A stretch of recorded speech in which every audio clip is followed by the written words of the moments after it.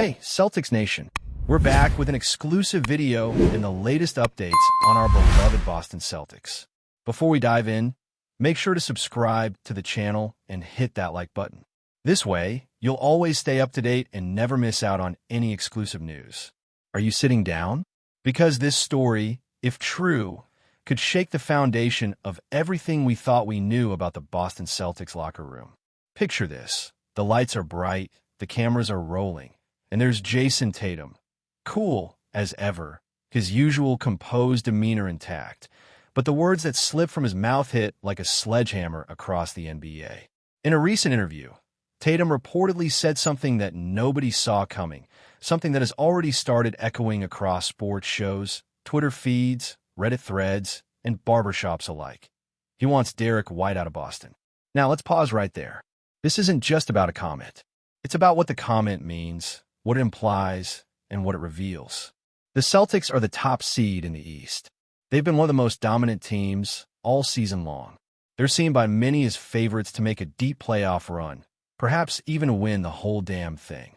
And right as the intensity ramps up, as the postseason looms, and every dribble, every switch, every backdoor cut matters more than ever, this bombshell drops. From the face of the franchise, from Jason Tatum. No one's denying Tatum's importance to the Celtics. He's their star, their engine, the guy who's been at the heart of every deep playoff run in recent years. But with that spotlight comes power, and when a guy like Tatum speaks, the whole organization listens. So when he allegedly says, point blank, that he wants Derek White gone, it's more than just personal preference. It's a statement. It's a demand. And it could be the spark that lights the fuse beneath Boston's carefully constructed roster. Let's rewind for a second. Just last season, Derek White was being hailed as one of the Celtics' most crucial pieces.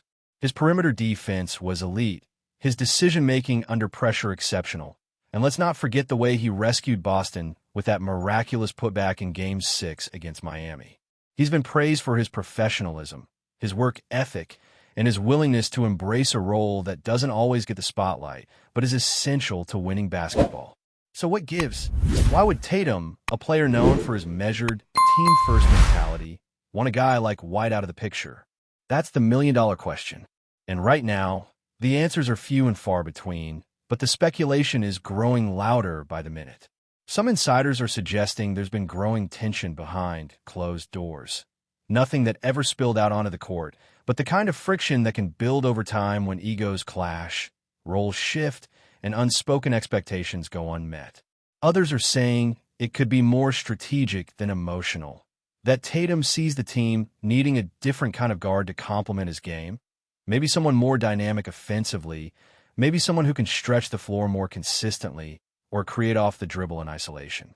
And then there's the more cynical take, that Tatum, like many stars before him, is beginning to assert control not just over what happens on the court, but over who gets to share it with him. Whatever the motivation, one thing is clear. The Celtics front office is now under enormous pressure. How do you respond when your franchise player, the guy you've built everything around, essentially gives you an ultimatum? Do you stand by your all-star and explore trade options, even if it disrupts the chemistry that's brought you to the brink of greatness? Or do you try to mediate, to mend fences behind the scenes, and hope that cooler heads prevail? The timing couldn't be worse. The playoffs are about to begin. This is when teams are supposed to be peaking, not imploding.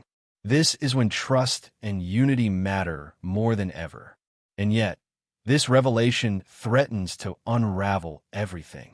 If Tatum truly feels that strongly about White, then every interaction between them from this point forward will be under a microscope.